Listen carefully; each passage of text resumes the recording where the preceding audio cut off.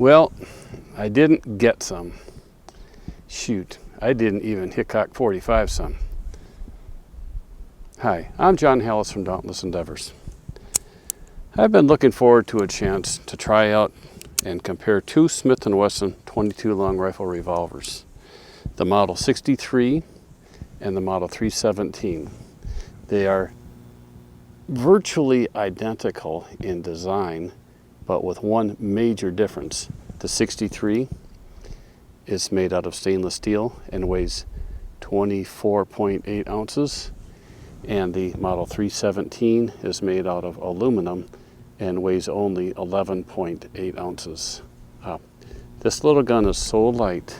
When I first got it, I handed it to one young lady and she held it and she exclaimed, "This gun feels lighter in my hand than if I had nothing in my hand at all."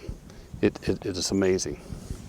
So I'm going to shoot a little bit of accuracy with the two guns, and then I'm going to play around and do some double action drills at 7 yards on one of those dueling plates. I think I'll turn the camera around and let you see, let you watch the targets instead of looking at me all the time when we do some of that shooting. Also, I will get a little closer, zoom in on the bench and show you some of the design features and a couple of the very minor differences between these two guns. Okay, we're gonna do some shooting off the bench here. Start with the 317, 10 yards. I'm gonna shoot 8-shot groups because that's how many bullets the cylinder holds.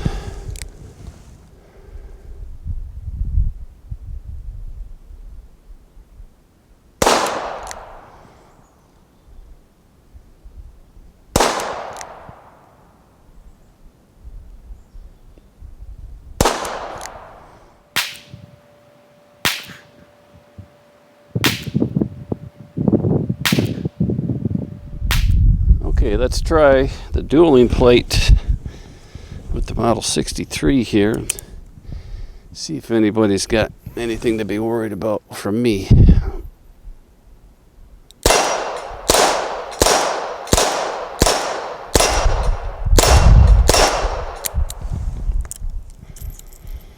Okay, let's try that again.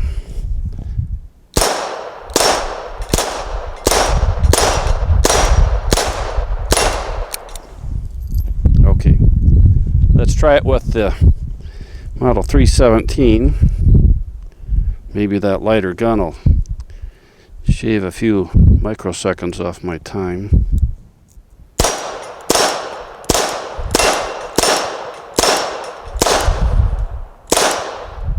Slow is smooth and smooth is fast, right? Maybe I need to slow down a little bit and shoot faster. Let's try it again. Model 317.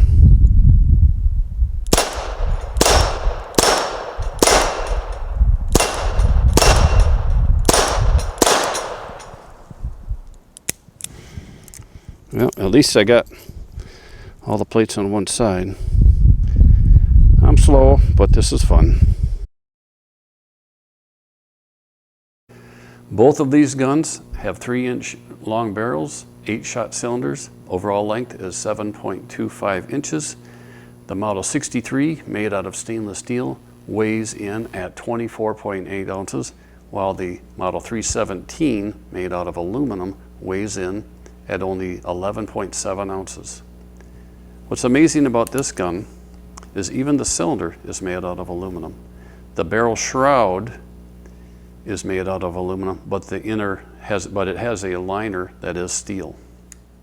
Both of these are double action, single action guns, which means I can cock the hammer and fire it in a single action mode, or I can pull the trigger and stroke through it in a double action mode. Trigger pulls, honestly, my trigger pull scale maxes out when I try to measure the double action pull on these. It's probably around 10 to 12 pounds. On single action, it's about 3 pounds. Both the single action pulls are so nice and crisp. I got no complaints whatsoever there. If there is one other mechanical difference that you will notice between these two, is that this Model 63 has a longer ejector rod shroud and, in fact, a much longer ejector rod. It's probably the standard for the J-frame guns. The Model 63, on the other hand, has a much shorter ejector rod. I'm a big fan of the fiber optic sight because they just jump out and grab your eye's attention when you're trying to aim. However, the rear notches are too shallow to accommodate the front sights. Here is the sight picture for the Model 63. A nice square notch rear sight, a fiber optic front sight. But what I don't like about it is when I'm shooting, I like to have my front sight, the top edge of it, in line with the top edges of the rear sight. And when I do that, when I end up with the front sight, well, the sun is setting. And that becomes a struggle because I find when I'm really shooting, my eye wants to look at this. It wants to see the full circle of it. And now my tops of my sights are not level across the top.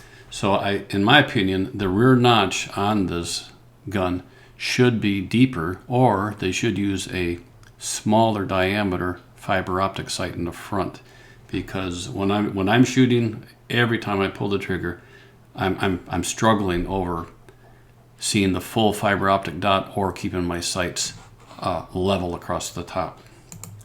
If we take a look at the Model 317, we have not a square notch, but a shallow V notch and a green fiber optic sight.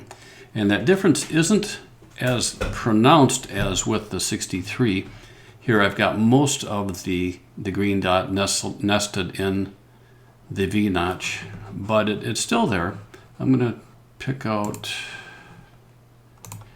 here I am, I've got the full circle in the V notch and the front sight. I'd be shooting high in this condition. Also, with that V notch, I find it is harder to discern my left and right error and to eliminate any, or to aim more accurately left and right with that compared to the square notch rear sight. Here's an example of what I really prefer the sights to look like. This is a Smith and Wesson M&P 2.0 compact 22 long rifle. I have a Dawson Precision front sight in there, fiber optic, nice level all the way across the top. To me, the dots, the fact that it's smaller than the white dots in the back, that's not a big deal. But I can see the full fiber optic sight and it's level across the top. This is what I wish the 63 looked like. I have shot these guns 20-some 8-round groups at 30 and 50 feet. And I'm averaging 2¼ inches with the Model 63 for 8-round groups and 2½ inches with the Model 317. So virtually identical. I know there are people who really prefer the 63 and they feel they can shoot it more accurately because that extra mass helps to eliminate or limit some of their natural tremor and their wiggle while they're shooting the gun. For me, I'm not seeing that big of a difference. Here is a table of all of the accuracy results I accumulated. The first half of the chart, top half is the 317, bottom half is the 63. The top row of each one is actually fired at 30 feet and everything else was fired at 50 feet. Looking at the average of 5 8-round groups, I'm getting 2½ inches with the 317 and 2¼ with the Model 63. I want to dig a little deeper and take a close look at this SK match here and again down here with the Model 63. And here I decided to pull out the worst 2 rounds out of both, fired out of both guns. So this one here, my best 7 went into 2.2 inches. Again, my best 7, 1.7, 2.2, and again went from 3.8 down to 1.9. And how that affects the averages, my averages went from 2.8 to 2.2, 2.4 to 1.7. And so with each revolver, just 2 rounds or 5% of the rounds fired accounted for 25% increase in the average group size. And I think that's indicative of how difficult it can be to execute a perfect shot, shot after shot after shot, with a small revolver like this that wasn't designed in any way to be a target gun. And so it also tells me that, you know, the groups I'm getting, again back up here, the mechanical accuracy of those guns is probably better, and this is really how well I can get, how good accuracy I can get out of those guns. Even though the Model 317 is so incredibly light, I don't think it's too light for a training gun. If you have a new shooter and you want to introduce them to revolvers, I think either one of these guns is ideal. It's only a 22, and yeah, I can feel a little bit stronger recoil impulse with the 317 compared to the heavier Model 63, but it is by no means offensive, or I don't think anybody would find the recoil impulse to be troubling or bothersome. I wasn't aware of the 317's existence prior to a search on Smith and Wesson's website. And of course, then I came up with the conundrum of, well, which one should I get? Well, the easy answer is I'll get both of them, use them for a while, and then decide which one I like better. And having done that, it's still a tough question because I like them both a lot. If I were to put my expectations on the 317, it's that being an all stainless steel gun, it probably has the nod towards better long-term durability. If you are looking for a revolver, if you're comparing with these guns and you're trying to decide which one you want and you know you're going to shoot thousands of rounds through it, I might steer you towards the Model 63. On the other hand, if you're looking for a gun that you want to be able to put into your fanny pack, your backpack, your kit of however you're going to carry it, and basically forget that it's there, I would probably steer you towards the Model 317. As for my own concerns, these are not going to be high volume shooters for me. I know that in my lifetime I probably won't shoot 2,000 rounds through this gun, and as far as durability goes, I have no concerns whatsoever.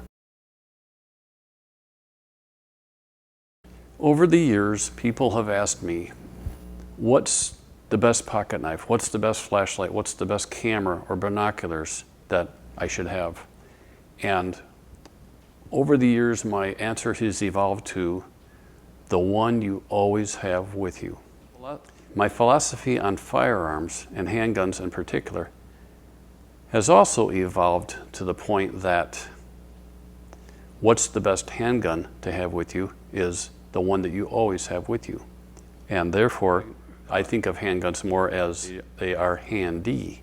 And when it comes to being handy, these two little 22 revolvers from Smith and Wesson are a couple of the handiest that you're ever going to find. I'm John Hallis from Dauntless Endeavors. Have a great day and be safe.